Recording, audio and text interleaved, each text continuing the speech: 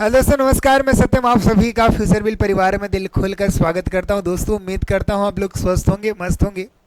और जैसा कि रात के 9 बज चुके हैं और मैंने आपसे वादा किया था कि 9 बजे डेली आपके बीच में लाइव रहूंगा। मेरे दोस्तों, जरा ध्यान दीजिएगा। शेड्यूल क्या था मैंने पहले ही बताया था। कम्युनिटी पोस्ट के माध्यम से वो अच्छे तरीके से अपडेट कर दिया जाएगा कि मंडे, वेंसडे और आपकी फ्राइडे, मतलब 3 दिन वोकैब स्पेशल क्लास होने वाली है। मेरे दोस्त, किसी भी एग्जाम की यदि आप तैयारी कर रहे हो तो बहुत ही ज़्यादा रामबाण साबित होने वाली है आपके लिए। और TTS मतलब ट्यूसडे, थर्सडे और सैटरडे के दिन आपकी एक ग्रामर स्पेशल क्लास कंटिन्यू चलती रहेगी, ठीक है ना।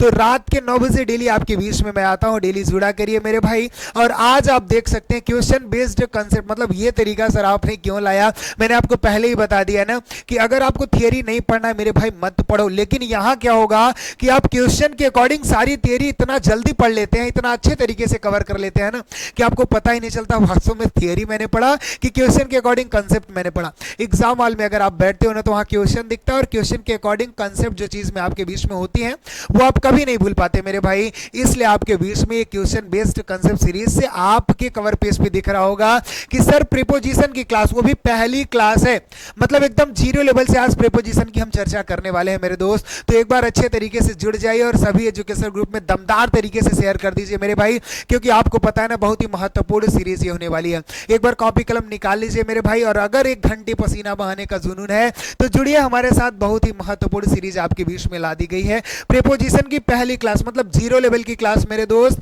और इस सीरीज में मैं सभी का वेलकम करता हूं। एक बार दमदार तरीके से शेयर कर लीजिए सभी एजुकेशन ग्रुप में। और याद रखिएगा, दिमाग में डाल लीजिए कि रात में 9 बजे डेली सत्यम सर आपके बीच में आते हैं। अल्टरनेट चलता है कि एक दिन वोकैब की क्लास होगी, दूसरे दिन ग्रामर स्पेशल की क्लास होगी। किसी भी एग्जाम की तैयारी कर रहे हो मेरे भाई तो ये क्वेश्चन बेस्ड कंसेप्ट सीरीज है, आपके लिए रामबाण साबित होने वाला है, ठीक है ना। तो चलिए, सबसे पहले यदि मैं चर्चा करने वाला हूं तो आज की जो क्लास हमारी होने वाली है वो प्रीपोजिशन स्पेशल क्लास होने वाली है।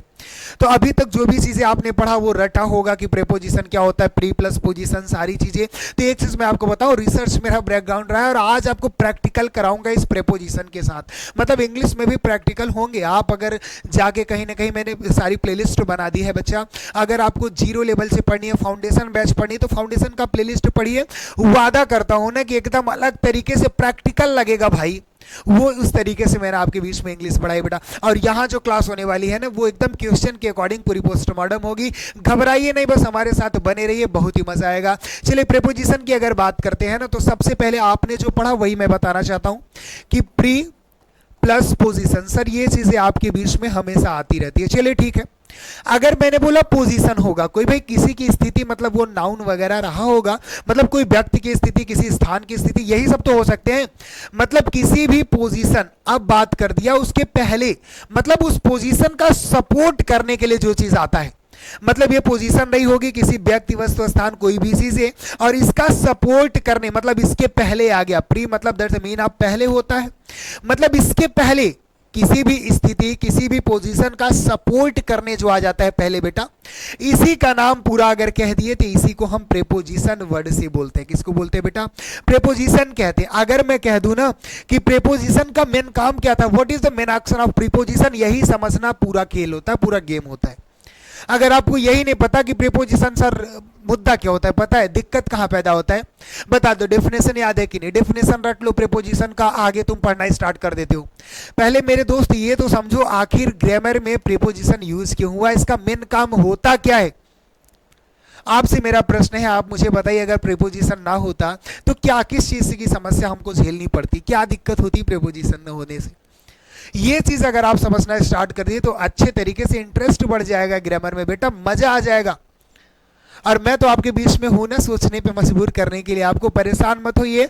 अगर मैं आज बताना चाहता हूं, इसको अच्छे तरीके से नोट करिए, स्क्रीनशॉट और कॉपी बनाते रहिए। मैंने बोला नोट्स बनाते रहिए। और जो चीजें आज की ये क्लास एकदम जीरो लेवल से स्टार्ट है, पहली क्लास है बेटा, मेंशन इसीलिए मैं कर देता हूं, ठीक है ना। अगर मैं बात कर दूं प्रीपोजिशन का मेन काम क्या होता है, अगर सर बात प्रीपोजिशन की कर रहे हैं तो प्रीपोजिशन का मेन काम क्या है। पोजीशन क्या होगा, किसी नाउन के पोजीशन की बात करेंगे। किसका होगा बच्चा? किसी नाउन की होगी। चलिए, मैं बोल दिया एक नाउन ये हो गया और एक नाउन ये हो गया, ठीक है ना। ये दो नाउन हो गए, ध्यान रखिएगा। अब इन दो नाउन के कुछ पोजीशन होंगे और इसके पहले जो लग गया उसी को हम प्रीपोजिशन कह दिए। तो पहले लग गया तो पोजीशन ही तो बता रहा है भाई हम नाउन के पहले आ जाएंगे। तो एक मेरा प्रश्न आपसे अपने अंदर रखेगा, थोड़ा कंफ्यूजन भी बढ़ेगा, क्या प्रीपोजिशन कभी एडजेक्टिव का काम कर सकता है क्या? क्योंकि अगर ये नाउन है, ठीक है बच्चा, और नाउन के पहले अगर आ रहा है तो नाउन के पहले आने का अधिकार सिर्फ एडजेक्टिव को है। दिमाग में प्रश्न रखिए, सारे सॉल्यूशन मिलेंगे, बस हमारे साथ बने रहिए, बस अंत तक बने रहिए, सब कुछ आप खुद जवाब दोगे, मैं बस पूछूंगा आप जवाब दोगे, ठीक है ना। तो नाउन के पहले आता है तो क्या एडजेक्टिव का भी काम कर सकता है क्या प्रीपोजिशन? बस सोचिएगा, अभी बात कुछ और करते हैं, ठीक है ना। अब ये नाउन हो गया, दो नाउन हो गए मेरे भाई। अब ये मान सकता हूं ये N1 हो गया और ये N2 हो गया, मतलब ये दो नाउन हो गए, इसको N1 मान लीजिए, इसको N2 मान लीजिए। अब इन दो नाउन के बीच में, इन दो नाउन के बीच में एक शब्द आता है रिलेशन का। क्या आता है? इन दो नाउन के बीच में जो रिलेशन होता है ना, इसी रिलेशन को एस्टैब्लिश करने वाले हम तत्व को नाउन कहते हैं, प्रीपोजिशन कहते हैं, सॉरी। अब जरा ध्यान दीजिएगा, मैंने बोला ये N1 हो गया सर और ये N2 हो गया, ठीक है ना। अब इन दोनों के बीच में रिलेशन दिखाने वाले शब्द को ही हम क्या कहेंगे? प्रीपोजिशन कहेंगे। बच्चा क्या कहेंगे? प्रीपोजिशन कहेंगे। बात समझ गए? मतलब अगर मेरे साथ लिखेंगे कि what is the main action of preposition, that's the definition, तो क्या बताओगे? जानते हो, preposition is a word which is establish relationship between two noun. दो नाउन के बीच में रिलेशन दिखाने वाले को हम क्या कहेंगे? प्रीपोजिशन के नाम से जानते हैं। बात आप समझ रहे हो ना? ठीक है, नाउन के पहले लगता है प्री प्लस पोजीशन, किसी भी स्थिति के पहले आ गया तो उसको सपोर्ट करने के लिए आया, तो सपोर्ट क्या दिखा रहा है? रिलेशन को ही तो हम सपोर्ट कह रहे हैं बेटा, और इसी का नाम हमारा प्रीपोजिशन हो गया। प्रीपोजिशन आप समझ गए कि नहीं? दो नाउन के बीच में जो रिलेशन दिखाने का काम करेगा बच्चा, उसी को हम प्रीपोजिशन कहेंगे। आप लिखिएगा मेरे साथ, डेफिनेशन लिखिए, preposition is a word which is used to establish relationship between two noun. हमारे साथ लिख लीजिएगा। और एक चीज मैं आपको बताऊं, इस ग्राफ से समझने का प्रयास करिएगा। ये N1 हो गया बच्चा और ये N2 हो गया, इनके बीच में जो रिलेशन दिखाएगा इसी का नाम होता है प्रीपोजिशन। अब बताओ, कभी आपको दिक्कत है? मैं कहता हूं ना, जो चीज मैं बॉक्स बना दूं, this is the most important. आपको ज्यादा रटने की जरूरत नहीं है, बस इस ग्राफ पे काम करिए बेटा। अंग्रेजी एकदम रीजनिंग जैसे लगेगी बेटा, मैथमेटिक्स जैसे लगेगी। और मैंने आपको पहले ही कहा ना कि जिनकी मैथ्स अच्छी होती है, रीजनिंग अच्छी होती है, वो जरा ध्यान नहीं देते इधर ना, क्योंकि वो कॉम्बिनेशन ही ऐसा बना है ना कि स्टडी की तैयारी आप कर रहे हो तो वहां इंग्लिश मायने रख रहा है, उधर रीजनिंग और आपका जीएस आ जा रहा है, मैथ्स वहां छोड़ दे रहा है। मतलब ऐसी कॉम्बिनेशन बनी ही है ना कि इंटरेस्ट ही नहीं बन पाता। बात आप जरा समझो कि सिविल वगैरह में आप देख रहे हो ना कि वहां मैथमेटिक और ये रीजनिंग वगैरह का उतना है नहीं ना, अस्तित्व उतना नहीं होता, क्योंकि उसका कारण है ना कि ज्यादा से ज्यादा अगर आप समुद्र की तरफ देखते हो तो इधर आप नहीं देख पाते। इसलिए मैं आपको कह रहा हूं कि मैं वो चीज बदल के आपके बीच में दिखाऊंगा। अगर आप इंग्लिश में मन नहीं लग रहा है बेटा, इंटरेस्ट नहीं हो रहा है, तो एक बार जाके वो जो फाउंडेशन वाली सीरीज है, प्लेलिस्ट है, जाके देखो। नहीं तो ये पहले से एकदम अच्छी तरीके से H1 से आप क्लास लीजिए, पहली सीरीज से आप क्लास लीजिए। आपको मेरे भाई मैं कह रहा हूं ना कि रीजनिंग और मैथमेटिक्स से सारे इवेंट्स यूज करके मैं अंग्रेजी पढ़ाने का दावा रखूंगा। परेशान मत होइए, मैंने बोला ना कि अर्थमेटिक आपकी अरिथमेटिक होगी, इसमें मेरे भाई रीजनिंग होगी, सबको ऐड करके मैं अंग्रेजी पढ़ाऊंगा। ट्रिग्नोमेट्री जो वर्ड होती है ना, TRIGNOMETRY, इसको ऐड करके पूरी मैं आपको आर्टिकल पढ़ा दूंगा। तो इसलिए मैं कह रहा हूं इंटरेस्ट जगेगा बेटा। हर मैथमेटिक पढ़ने वाले, हर आपकी रीजनिंग पढ़ने वाले भी अंग्रेजी पढ़ेंगे। एक बार पढ़े तो एक बार मेरी क्लास में बैठो मेरे भाई। मैं कहता हूं आप बड़ा भाई समझ के एकदम दिल लगा के पढ़िए और आप नोट्स जरूर बनाइए। मैं वादा करता हूं आपका इंटरेस्ट आएगा मेरे भाई, और इंग्लिश के लिए आप बिल्कुल पीछे नहीं रहेंगे, ये मैं आपसे वादा करता हूं। आप मुझे इतना बताइए कि प्रीपोजिशन का मेन काम आपको पता चल गया कि नहीं, कि सर दो नाउन के बीच में एक को आप N1 मानिए, एक को आप N2 मानिए, दोनों के बीच में जो रिलेशन दिखाता है इसी को हम प्रीपोजिशन कहते हैं। बेटा ग्राफ बीच में बन जाएगा दोस्त, ग्राफ दिमाग में खोपड़ी में चला गया तो कौन गिरा सकता है? कोई नहीं कर सकता। इसलिए मैं आपको ना ध्यान दीजिएगा, सबसे बड़ी समस्या जो प्रीपोजिशन में होती है वो आपको मैं बता दूं। अगर कोई बच्चा एग्जाम में जाता है ना, तो सबसे बड़ी समस्या ये क्रिएट होता है। क्या क्रिएट होता है पता है? हिंदी और इंग्लिश में क्यों लिख रहा हूं पता है? अभी सारे प्रश्न भी लेकर आया हूं, परेशान मत होइए। ये देखिएगा, सारे प्रश्नों के अकॉर्डिंग मैं आपको समझाने का प्रयास करूंगा। देख रहे हैं, ये फिगर के अकॉर्डिंग, प्रश्नों के अकॉर्डिंग बने रहिए हमारे साथ, क्वेश्चन के अकॉर्डिंग सारी चीज समझाऊंगा। पहले थोड़ी नॉर्मल बातें कर लेते हैं। हिंदी और इंग्लिश, ये समस्या क्या होती है पता है? बच्चा क्या करेगा, हिंदी में उसको बना के, जैसे मैं कह दिया नहीं कि मैं कमरे में हूं, तो अब मे के लिए स्पेलिंग उसको ढूंढने लगता है, क्या मे के लिए इन लगाते, हर जगह प्रेपोजिशन इन कर देगा। सबसे बड़ी समस्या क्या होती है कि हम हिंदी में सोच लेते हैं जो प्रेपोजिशन समझ में आ गया, जो स्पेलिंग समझ में आती है वो लगा के चले आते हैं। ऐसा नहीं करना है, क्योंकि देखिए अंतर क्या होता है पता है, हिंदी और इंग्लिश ये एकदम प्रेपोजिशन के मामले में एकदम रेसिप्रोकल है, एकदम उल्टा है, एकदम विरोधी है। जैसे बाय एग्जांपल मैं आपको समझाना चाहूं तो देखिएगा, इधर टेबल पर सेब है, देखिएगा इधर, ठीक है ना। अगर मैं कहूं टेबल हमारा क्या है बच्चा, टेबल हमारा नाउन है, ठीक है। और अगर सेब की बात करूं तो सेब हमारा क्या है बच्चा, सेब भी हमारा नाउन है। इसको आप N1 मान लीजिए, इसको आप N2 मान लीजिए, दोनों के बीच में जो रिलेशन दिखा रहा है वो पर, जिसका नाम प्रेपोजिशन हो गया, ये पता चल गया। लेकिन यहां देखना बेटा, टेबल के बाद पर लगा है, लेकिन अगर मैं इसको इंग्लिश में लिखूं तो क्या होगा, क्या होगा बताइए।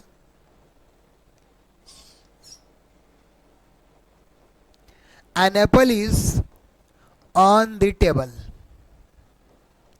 अब आप देखिए, यहां टेबल के बाद प्रेपोजिशन लगा हिंदी में, लेकिन यहां टेबल के पहले ऑन लगा प्रेपोजिशन। मतलब आपको मैं ये बताना चाहता था कि हिंदी और इंग्लिश के प्रेपोजिशन में एकदम एक दूसरे के उल्टे होते हैं, रेसिप्रोकल होते हैं। और हम सबसे बड़ी गलती क्या करते हैं, दिमाग में ये रख के जाते हैं यार हिंदी में बनाएंगे, और हिंदी उसका जो आ गया पर है, तो पर के लिए मैं क्या कर देता हूं, ऑन हमेशा यूज कर देता हूं, मतलब हिंदी बना लेता हूं। ऐसे आपको हिंदी में समझ के नहीं करना है, क्योंकि मैंने पहले ही बता दिया एक दूसरे के एकदम रेसिप्रोकल होते हैं बेटा। इसको समझने की कोई जरूरत नहीं कि हिंदी समझ के अगर मैं करूं तो दिक्कत होगी बच्चा, ठीक है ना।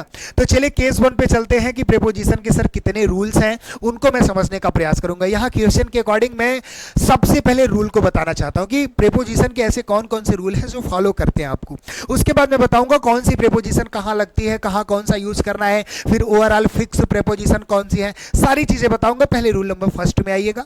इस क्वेश्चन के अकॉर्डिंग अगर मैं बात कर दिया कि रूल नंबर फर्स्ट की अगर बात करेंगे, कॉन्सेप्ट फर्स्ट की बात करेंगे, तो प्रेपोजिशन जो होता है बेटा, जो आपका प्रेपोजिशन होता है वो अपने बाद हमेशा ओसी ऑब्जेक्टिव केस यूज करता है। क्या लेता है, अपने बाद हमेशा ऑब्जेक्टिव केस लेता है, ठीक है ना। दूसरा रूल ध्यान दीजिएगा, रूल नंबर 2 है जो कॉन्सेप्ट 2 है, उसके लिए अगर मैं बताऊं कि प्रेपोजिशन के बाद बच्चा,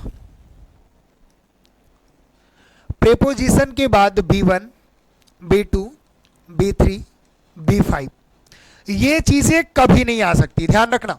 प्रेपोजिशन के बाद B1 B2 B3 B5 कभी नहीं आएंगी। प्रेपोजिशन के बाद केवल B4 यूज होता है, वो भी एज अ जीरन, याद रखिएगा इसको। ये पहले स्क्रीनशॉट करिए अच्छे से, ये केस है, केस 1 और 2 अच्छे तरीके से रूल याद करिएगा। प्रेपोजिशन को पढ़ने से पहले ये चीजें याद रखिए। जरा प्रश्न में आते हैं, बोला कि Sarla has complaint against Ram and I. Sarla जो है वो कंप्लेंट की किसके अगेंस्ट, राम के और मेरे। लग तो बड़ा बढ़िया रहना सेंटेंस, लेकिन सत्यम सर कभी सही लिखते ही नहीं, तो गलत हो गया बच्चा। गलत कैसे, ये सीखना। देखो कंप्लेंट के साथ फिक्स प्रेपोजिशन अगेंस्ट ही आता है, लेकिन अगेंस्ट क्या है बच्चा, अगेंस्ट हमारा प्रेपोजिशन है। क्या है, अगेंस्ट हमारा प्रेपोजिशन है। और प्रेपोजिशन के बाद क्या आता है बताइए आप मुझे, ऑब्जेक्टिव केस आता है। चलिए किसी भी नेम का ऑब्जेक्टिव केस तो नेम ही होता है, राम ही है।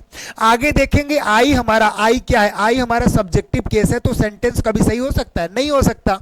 मतलब होना क्या चाहिए था, इस आई के जगह पे आपको सर मी करना चाहिए था, मी करना चाहिए था। मतलब Sarla has complaint against Ram and me. बात समझ गए कि नहीं। जैसे आप एक्टिव पैसिव बहुत ज्यादा बनाए कि वॉइस अगर आपने पढ़ा, तो जैसे he is going to Allahabad, अब अगर इसको पैसिव में बोले तो Allahabad is being gone by me, या अगर ही है तो हिम करते हैं। क्यों करते, ही वहां पे सब्जेक्ट था, लेकिन अगर मैं बाई के बाद लगाता हूं तो हिम करता हूं। क्यों करता हूं, क्योंकि बाई हमारा प्रेपोजिशन होता है, और बाई के बाद हमको क्या लगाना है, ओसी ऑब्जेक्टिव केस लगाना है। तो ये दोनों केस आप याद रखिएगा, ठीक है ना। तो पहला सेंटेंस के अकॉर्डिंग आपको समझ में आया कि नहीं, प्रेपोजिशन के बाद हम कौन सी केस लेते हैं सर, ऑब्जेक्टिव केस लेते हैं। जरा अगला प्रश्न देखना, बोला he aims at solve this problem.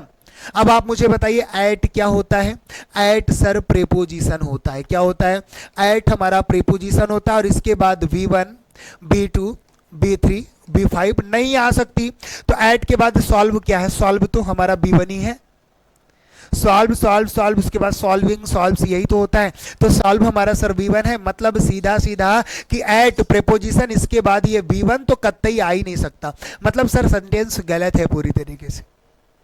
बताओ क्लियर हो कि नहीं? मतलब इसको हमको क्या करना होगा, एम्स अगर यहां मेरा वर्ब है बच्चा तो आगे आपको इन्फिनेटिव या जिरेंड मिल सकता है ना, तो इसको क्या करिएगा, प्रीपोजिशन के बाद आता क्या है, वो केवल बिफोर आता है, तो इस सॉल्व को आप क्या करेंगे, सॉल्विंग कर देंगे, क्या कर देंगे, सॉल्विंग कर देंगे, और बाकी आपकी बातें सारी सही। बताओ कोई दिक्कत है?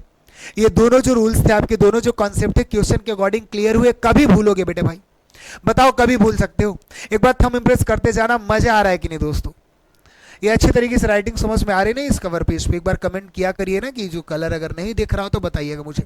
बच्चा बताओ यहां तक की बातें क्लियर है कि नहीं? अब चलते हैं रियल में ये प्रेपोजिशन कब किसके साथ कहां कैसे लगते हैं वो सारी चर्चा करने वाले हैं। पहले कंसेप्ट आपका क्लियर हुआ कि नहीं? प्रेपोजिशन के बाद हम ऑब्जेक्टिव केस का प्रयोग करते हैं। प्रेपोजिशन के बाद B1 B2 B3 B5 का प्रयोग नहीं होता। प्रेपोजिशन के बाद केवल B4 का प्रयोग एज अ जिरेंड होता है। बताओ कोई दिक्कत? कोई दिक्कत नहीं मेरे भाई। चलिए आगे चलते हैं और अगला देखते हैं। अगला स्लाइड तो ये कहीं ना कहीं पिक्चर के साथ में लेकर आया हूं, आपको कोई समस्या नहीं होने वाली। अब मैं क्या करूंगा मेरे दोस्त, आप समझने का प्रयास करिएगा। जितने भी प्रेपोजिशन हैं, एकदम पहली क्लास है तो आज मैं आपको बता दूं कि सब एकदम जीरो, एक एक करके मैं सारे प्रेपोजिशन पढ़ा दूंगा। परेशान नहीं होना, बस लगे रहिए हमारे साथ, बने रहिए अंत तक। और एक चीज बताऊं, फिक्स प्रेपोजिशन की अलग से क्लास होगी, उसके लिए बिल्कुल घबराइएगा। मतलब नॉर्मल भी फिक्स भी सारी चीजें मैं आपको बताने वाला हूं, इसलिए बिल्कुल परेशान मत होइए। क्वेश्चन के अकॉर्डिंग भी बताऊंगा, ये भी याद रखिएगा। अगर मैंने कहा ऑन, एबव और ओवर, ये तीनों पर के लिए यूज होते हैं। किसके लिए होते हैं? पर के लिए होते हैं। बात मुद्दा हो गया कि ये तीनों चीज हम पर के लिए यूज करते हैं, ठीक है ना? ऑन लगा सकते हैं कि ओवर लगा सकते हैं कि एबव लगा सकते हैं, सर क्या लगाएंगे वो चीजें मैं आपको बताना चाहता हूं, ठीक है ना?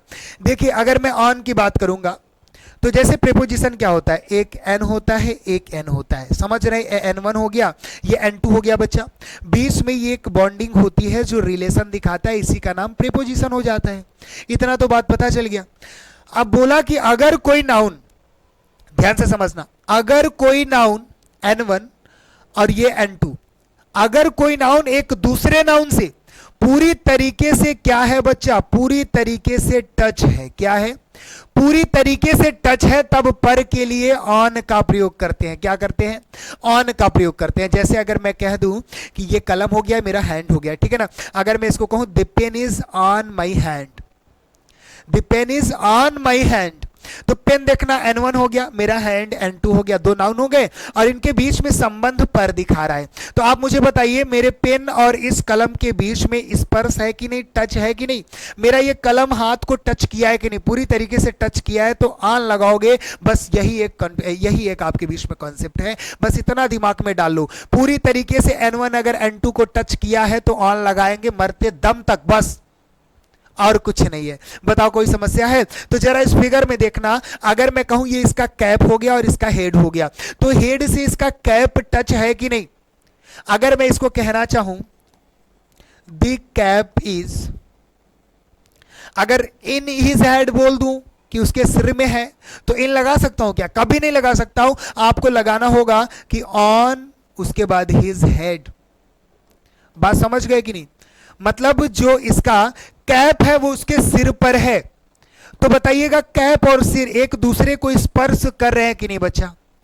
क्लियर हो कि नहीं? ऑन के लिए कोई समस्या है कि मतलब अगर N1, इधर नोट कर देता हूं, अगर N1 N2 को पूरी तरीके से बच्चा क्या करे, पूरी तरीके से टच करे, तो वहां पे हम क्या करते हैं? ऑन का प्रयोग करते हैं। बताओ कोई समस्या है ऑन के लिए? कोई समस्या नहीं बच्चा। चलिए अब जरा दूसरी बातें कर लेते हैं। इधर अगर मैं बात करूं तो इधर आपके बीच में आया एक व्यक्ति बैठा है और इसके सिर के जस्ट ऊपर आपका क्या है? फैन है। जरा अच्छे से गौर करके देखिएगा, ये व्यक्ति है और इसके सिर के जस्ट ऊपर क्या है? आपका फैन है। पूरी तरीके से यहां पे आपको दिख रहा है। मतलब जब कोई N1 हो, ठीक है ना, और ये आपका क्या हो गया? N2 हो गया, तो N2 मान लीजिए वो व्यक्ति है। क्या है? वो व्यक्ति है, वो पर्सन है, ठीक है ना? और इधर आपको मैं बता दूं, इमेज में देखिएगा N2 आपका पर्सन हो गया और N1 आपका फैन हो गया। इसमें आपको देखना है कि नो टच, क्या समझना है? बीच में जो बॉन्डिंग बनेगी वो टच नहीं करेगी, नो टच की होगी। लेकिन ध्यान रखना वो पर्सन और फैन एक दूसरे के परपेंडिकुलर होंगे, एकदम सीधे पर होंगे। बात समझ गए कि नहीं? मतलब N1 और N2 के बीच में नो टच, टच नहीं करेंगे दूसरे को। टच कर लिए तो ऑन लग गया, टच नहीं करेंगे, लेकिन N1 के जस्ट ऊपर आपका N2 होगा। ध्यान रखना, अगर उसके परपेंडिकुलर है बच्चा तो उस कंडीशन में आप क्या करोगे, एबव का प्रयोग करोगे। जैसे अगर मैं कह दूं the fan is above our head, जो फैन है वो मेरे सिर के ऊपर है। बात समझ गए कि नहीं? The fan is above our head, यहां पे ऑन आवर हेड नहीं कर सकते कि फैन मेरे सिर पर है, ऐसा नहीं कर सकते, जो उसके जस्ट ऊपर होना चाहिए, हेड के जस्ट ऊपर है। तो यहां पे आपको बाई इमेज आपको समझ में आ रहा होगा कि इस हेड के जस्ट ऊपर है बच्चा। तो कहने का मतलब N1 और N2 एक दूसरे के परपेंडिकुलर होंगे, तो उस कंडीशन में आप एबव का प्रयोग करोगे। बताओ कोई दिक्कत है, कोई समस्या है बच्चा? कोई दिक्कत नहीं। चलिए आपको मैं ओवर समझाता हूं। ओवर में थोड़ा कंफ्यूजन होता है लोगों को, लेकिन नहीं होगा, आप जरा समझने का प्रयास करिएगा। यहां अगर मैं बात की तो ये पर्सन है, एक व्यक्ति है। अगर मैं इसको भी बोल दूं तो N1 हो गया और ये N2 हो गया, ठीक है ना। बीच में जो रिलेशन दिख रहा है वो N टच का, NT समझिएगा, नो टच का रिलेशन है बच्चा। लेकिन वो उसके ऊपर छत है, क्या है? छत है, और वो उसके नीचे है। जरा ध्यान रखना, नो टच का भी मैटर है और परपेंडिकुलर भी नहीं है, मतलब ऊपर होना चाहिए लेकिन कम से कम दो डायरेक्शन, कम से कम दो डायरेक्शन, मतलब इधर आप समझिएगा D1 और इधर समझिएगा D2, मतलब ऊपर होना चाहिए बच्चा, लेकिन कम से कम दो डायरेक्शन हो, ज्यादा से ज्यादा कितने भी हो जाए डजंट मैटर, लेकिन कम से कम दो डायरेक्शन होने चाहिए। बात समझ रहे हो कि नहीं? कम से कम दो डायरेक्शन। अगर बाय एग्जांपल समझाना चाहूं तो इसी ओवर से ओवर ब्रिज बना था, क्या बना था? इसी ओवर से ओवर ब्रिज बना था। तो ओवर ब्रिज में क्या होता है बताइए? ओवर ब्रिज, ब्रिज में क्या होता है? ऐसे बनता है और बीच में जो भी चीजें होती हैं यहां से, और अगर मैंने बोला कि नदी में ब्रिज है, ठीक है ना, तो इधर एक तरफ से आप जाते हो, एक तरफ आप निकलते हो, तो ये आपका D1 हो जाता है, ये आपका D2 हो जाता है। दो डायरेक्शन तो कम से कम होते हैं ना। ओवर ब्रिज से समझना कि ओवर कहां लगाएंगे, ऊपर होना चाहिए, लेकिन कम से कम दो डायरेक्शन होने चाहिए, ज्यादा से ज्यादा कितने भी हो सकते हैं। तो बताओ यहां ऊपर से संबंधित, पर से संबंधित आपका कोई समस्या है कि कहां ऑन लगाएंगे, कहां एबव लगाएंगे, कहां ओवर लगाएंगे? कोई दिक्कत नहीं भाई, ऑन टच होना चाहिए, एबव जस्ट ऊपर होना चाहिए, ओवर कम से कम दो डायरेक्शन में होना चाहिए। तो अगर मैं कह दिया कि the roof is above our head, सही है, the roof is above our head, तो भाई रूफ तो बहुत बड़ा है, मेरा हेड का जो परपेंडिकुलर जाएगा तो यही जाएगा ना, लेकिन चारों तरफ से है, कम से कम दो डायरेक्शन होना चाहिए, तो दो डायरेक्शन ऐसे पे मिल रहा है। तो आप मुझे बताइए, कम से कम दो डायरेक्शन है तो the roof is over our head होना चाहिए था। क्या होना चाहिए था? अगर यहां मैं कहना चाहूं तो आप क्या कहोगे? The roof is over our head. बात समझ गए कि नहीं? बताओ कोई समस्या है? यहां भाई एकदम फिगर अच्छे तरीके से आपको समझा दिया गया बच्चा, और कोई प्रॉब्लम नहीं। मैं वादा करता हूं कि अच्छे तरीके से स्क्रीनशॉट कर लीजिए और नोट्स बनाते जाइए हमारे साथ। सिर्फ ग्राफ के काम करिए, इस ग्राफ पे काम करिए, और यही सबसे बड़ी चीज है। इस ग्राफ पे अगर आप काम कर लेते हैं तो आपको ज्यादा पढ़ने की जरूरत नहीं है। मैं पहले ही बता दिया, एक बार एनालिसिस कर देता हूं इसको। अगर मैं ऑन की बात करता हूं तो ये आपका N1 हो गया बच्चा, ये आपका N2 हो गया, ठीक है ना। अगर ये पूरी तरीके से टच कर लिया, क्या कर लिया?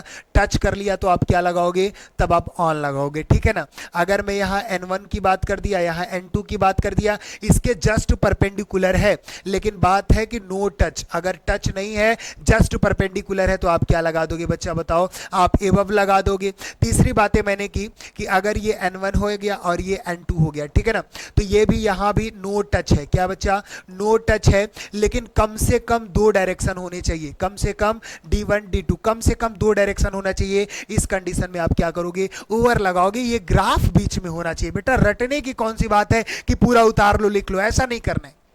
बताओ समझ में आया? एक बार थंब इंप्रेस करना, मजा आ रहा हो तो। चलिए इसी के साथ आगे चलते हैं और कुछ क्वेश्चन के अकॉर्डिंग, सॉरी, ये ऑन के कुछ अलग यूज है, ध्यान रखिएगा। सीधा सीधा लिखा है कि on is used with the particular phrases. ये कुछ पर्टिकुलर फ्रेजेस है जहां पे ऑन ही आएगा और कुछ नहीं आ सकता, ध्यान रखिएगा, याद रखिएगा।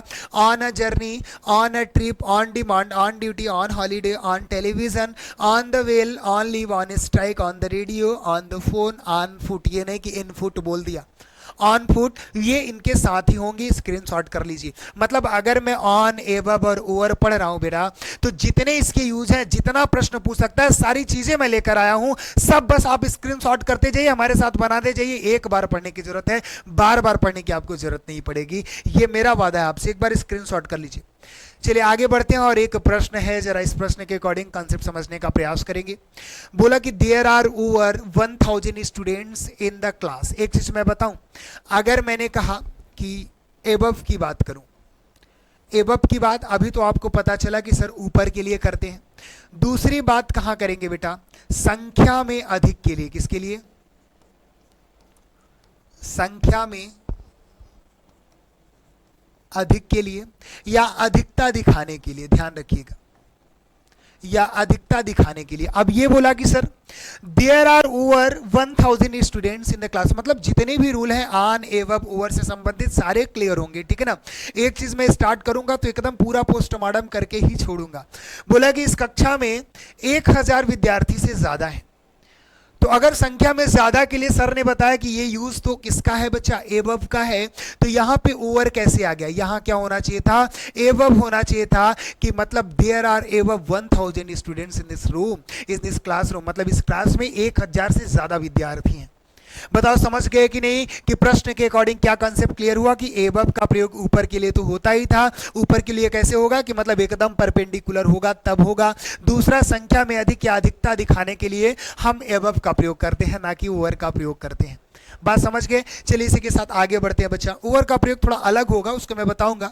जैसे मैंने बोला ना कि अधिकता दिखाने के लिए, और एज की बात यहां आ गई, he is above 20, he is above 20। ये प्रश्न अच्छे तरीके से नोट कर लीजिए आप, ये प्रश्न अच्छे तरीके से नोट कर लीजिए और मुझे बताइएगा ये प्रश्न सही लिखा है कि मैंने गलत लिखा है, जल्द से जल्द बताइएगा।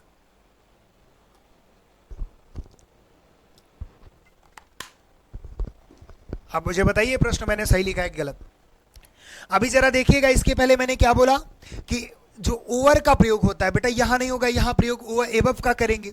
लेकिन इसमें जरा देखिएगा, अगर मैं बात कर दूं, देखिए एबव की बात आ गई और वहां एबव इसके पहले मैंने बता दिया आपको। ओवर की अगर मैं बात करूं ना, तो ओवर का प्रयोग कहां होता है, एज बताने के लिए, और कहां होता है, टेम्परेचर, इन सब के मेजरमेंट के लिए। किसके लिए? इन सब के मेजरमेंट के लिए हम किसका प्रयोग करते हैं सर, एबव का प्रयोग नहीं करते, ओवर का प्रयोग करते हैं। किसका करेंगे? ओवर का प्रयोग करेंगे। तो बताइए ही इज एबव की over 20, he is ever 20, above गलत हो गया, ही इज ओवर 20। बात समझ गए कि नहीं?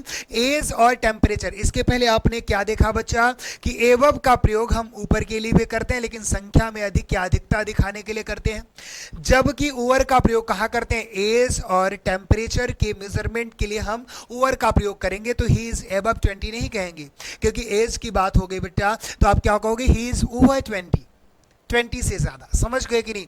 चलिए बिल्कुल अच्छे तरीके से स्क्रीनशॉट करते जाइए, जितने कॉन्सेप्ट हैं सब अच्छे तरीके से स्क्रीनशॉट करिए आप। चलिए इसी के आगे चलते हैं और अगला प्रश्न देखिएगा, और इसको आप मुझे बताइए, एकदम बेहतरीन प्रश्न लाया हूं, अगर समझ में नहीं आएगा तो गलत कर दोगे। देखना, बोला कि there is an umbrella above his head, मतलब ये मानता हूं मैं, क्या हो गया, ये अम्ब्रेला हो गया, क्या हो गया, ये अम्ब्रेला हो गया, और ये कोई व्यक्ति हो गया, ठीक है ना। जैसे ये कोई व्यक्ति हो गया और जो अम्ब्रेला है और इसके ऊपर है, मतलब मान लो ये अम्ब्रेला लेकर ही खड़ा है और अम्ब्रेला इसके ऊपर है, तो के ऊपर के लिए मैं यहां बताइए आप एबव लगा दूं कि ओवर लगा दूं, क्या लगा दूं, बता सकते हैं आप? जो अम्ब्रेला है वो मेरे सिर के क्या है, ऊपर है अम्ब्रेला। अब दिक्कत हो गई। देखना बच्चा, कुछ बच्चे क्या बोलेंगे, सर एबव बिल्कुल सही है, क्या है, एबव बिल्कुल सही है, एबव लगता है जस्ट परपेंडिकुलर होना चाहिए। अगर मैं अम्ब्रेला की बात करूं तो यार इसमें कितने डायरेक्शन होते हैं बताना, उसमें कितने डायरेक्शन होते हैं, हाँ उसमें पता नहीं कितने डायरेक्शन है, जबकि D1 और D2 कम से कम 2 डायरेक्शन हो गए, तो वहां पे ओवर लगा दो बच्चा, क्या लगा दो, ओवर लगा दो, एबव का कोई काम नहीं है। अम्ब्रेला ऊपर करे तो कितने डायरेक्शन है, ब्रह्मांड के सारे डायरेक्शन आ जाते, तीलियां देखो तो हर तरफ हो जाती है।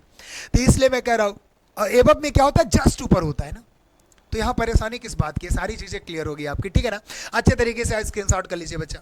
चलिए इसी के साथ आगे बढ़ते हैं और अगला प्रश्न आपके बीच में है, जरा देखिएगा। अब ये प्रश्न तो बताया ही था, इसमें क्या बताने की जरूरत है, it is cold above here. एक चीज बताऊं, कोल्ड की बात, यहाँ टेम्परेचर की बात कर दिया तो एबव कैसे लग गया बच्चा, यहाँ पे आप क्या लगाओगे, ओवर का यूज करना है सर, क्योंकि एज की अगर बात कर दिया और बात अगर टेम्परेचर की कर दिया, तो इन सब कंडीशन में इनके मेजरमेंट में ओवर का प्रयोग करते हैं, ना कि एबव का प्रयोग करते हैं। हैं, सारे कंसेप्ट हमारे साथ लिखते जाइएगा, ठीक है ना। चलिए इसी के साथ आगे बढ़ते हैं और अगला बेहतरीन प्रश्न आपके बीच में है। क्या बोला? The class is over at 10 AM। और ये ध्यान रखना कि हमेशा मैं गलत नहीं लिखता हूं, हो सकता है सही हो, जैसे ये प्रश्न देखना, बताओ सही लिखा हूं कि गलत लिखा हूं, बताना जल्द से जल्द, बताओ जल्द से जल्द, बताओ मुझे प्रश्न सही है कि गलत है।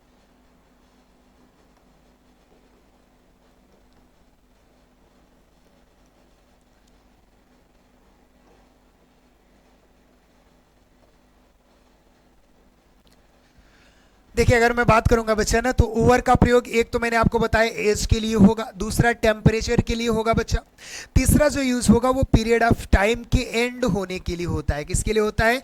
एंड होने के लिए होता है। अगर मैं कह दूं ना कि एक क्लास अभी ओवर होगी, कितने में ओवर होगी? ओवर, ऐसे ही समझ जाना ना, क्लास कब ओवर होगी यार, सुनते हो ना, तो मतलब किसी पीरियड ऑफ द टाइम के समाप्त होने के लिए हम ओवर का ही प्रयोग करेंगे। The class is over at 10 AM, ये क्लास जो है वो 10 बजे ओवर होगी। आप ध्यान देना कि अगर ये एंड ऑफ द टाइम के लिए ही ओवर लगा है बच्चा, तो ये बिल्कुल सही है। कुछ बच्चे तो इसको भी गलत बोल देंगे, मैं पूछता हूं बताओ प्रश्न सही है कि गलत? सत्यम सर कभी सही लिखते ही नहीं, इसलिए इसको भी गलत कर देते। तो बेटा बिल्कुल तरीके से, अच्छे तरीके से, ये अच्छे तरीके से मैंने आपके बीच में सही लाया था आपको गलत साबित करने के लिए। तो इसलिए याद रखिएगा ओवर के इतने सारे यूज हैं बच्चा, ठीक है ना। चलिए आपको आगे ले चलते हैं और एक चीज और बताना है, मोर ईट या ओवर ईट, इन दोनों में आपको क्या सही लग रहा है? अब तो दोनों का मैटर है, आपको करेक्ट इनकरेक्ट नहीं करना है, बताना मोर ईट सही होगा ज्यादा खाने के लिए या ओवर ईट, ओवर ईटिंग या मोर ईटिंग, क्या सही करोगे? कमेंट बॉक्स में बताना कि अगर मैं ज्यादा खाने से मर गया तो डाई के साथ कौन सा प्रेपोजिशन लगाएंगे। कुछ बच्चे रट के चले आते सारी चीजें, मैं धीरे धीरे सब बताऊंगा, परेशान मत होना। पहले यहां बताओ, मोर ईटिंग या ओवर ईटिंग, मोर केयरफुल या ओवर केयरफुल, क्या होगा? बताओ जल्द से जल्द। अगर मैं बात कर लेता हूं बच्चा मोर देन रिक्वायर्ड की, किसकी बात करता हूं? मोर देन रिक्वायर्ड, उस कंडीशन में बच्चा ओवर का प्रयोग होता है। किसका होता है? ओवर का प्रयोग होता है। तो इस कंडीशन में आप मोर गलत होगा, ओवर इट सही होगा। मोर देन रिक्वायर्ड अगर हमको दिख रहा है, over is used at the sense of more than required, then we use over, यहां ओवर का प्रयोग करेंगे। मोर देन रिक्वायर्ड की अगर जहां सीन समझ में आया हमको, तो वहां ओवर का प्रयोग करेंगे। ये भी याद रखिएगा, मोस्ट इंपॉर्टेंट था, ठीक है ना। चलिए इसी के साथ अगला प्रश्न देखते हैं, और अगला जो तरीका है वो बिलो का है और अंडर विनीत का है, और अंडर विनीत एक साथ, एक तो अलग अलग था एक साथ है। एक चीज मैं बता दूं, चलो यहां जो प्रश्न मैं लिखूंगा बहुत ही बेहतरीन और एकदम बोला ना कि दिल शानदार का तरीका देने वाला हूं, शानदार कंसेप्ट होगा, दिल गदगद हो जाएगा, गार्डन गार्डन हो जाएगा, मजा आ जाएगा, झूमने लगोगे कि इतना कठिन चीज इतना नॉर्मल कैसे सही हो सकता है सर। देखना बिलो मतलब क्या होता है, बिलो का प्रयोग हम नीचे के लिए करते हैं बच्चा, बिल्कुल सही है। देखना अंडर और विनीत जो लिखा है ना, ये दोनों क्या है? सेम है, ये दोनों सेम है बच्चा, अंडर और विनीत दोनों सेम है। अब ये किसके लिए होगा? ये नीचे के लिए, ये भी किसके लिए होता है? ये भी नीचे के लिए होता है, और ये भी किसके लिए होता है? नीचे के लिए। तीनों मतलब नीचे के लिए हो गए। एक तो बिलो नीचे के लिए हो गया, ध्यान रखना, समझने की बारी।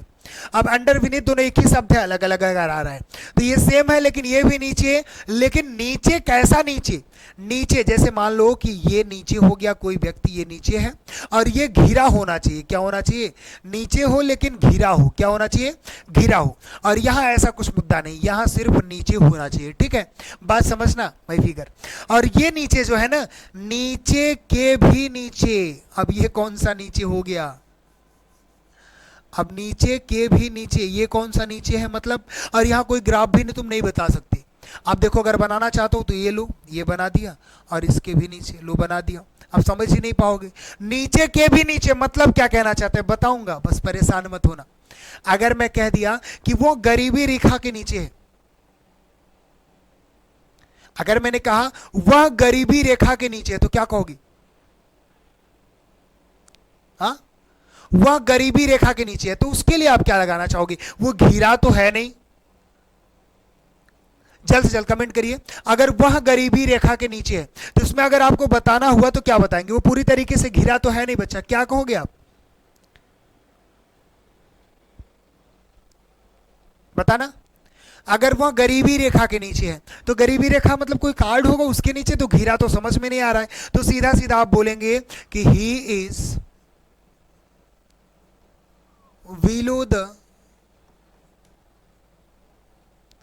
poverty line, वह गरीबी रेखा के नीचे। समझ में आया कि नहीं? बिलो, बिलो का मतलब नीचे के लिए होगा, लेकिन घिरे होने की यहां कोई बात नहीं है। लेकिन अगर मैं कह दूं कि मैं अंडर द रूफ, मैं छत के नीचे बैठा हूं, मैं कमरे में बैठा हूं, तो ऊपर छत है और छत के नीचे अगर मैं बैठा हूं तो क्या होगा? I am sitting under the roof या I am sitting below the roof? क्या सही होगा बताना? I am sitting under the roof, I am sitting beneath the room. तो यहां मैं क्या कह सकता हूं? आई एम सिटिंग अंडर या बीनीथ भी लगा सकते हैं द रूफ। मतलब अगर मैं छत के नीचे हूं बेटा, तो अगर छत के नीचे तुम बैठे तो घिरे हो ना पूरी तरीके से। बात समझ गए कि नहीं? कुछ महान व्यक्ति, ऐसे मैं पढ़ा रहा था ऑफलाइन क्लास की बात करूं कि सर ऐसा भी तो हो सकता है कि चारों साइड दीवार ना हो, ऊपर छत हो।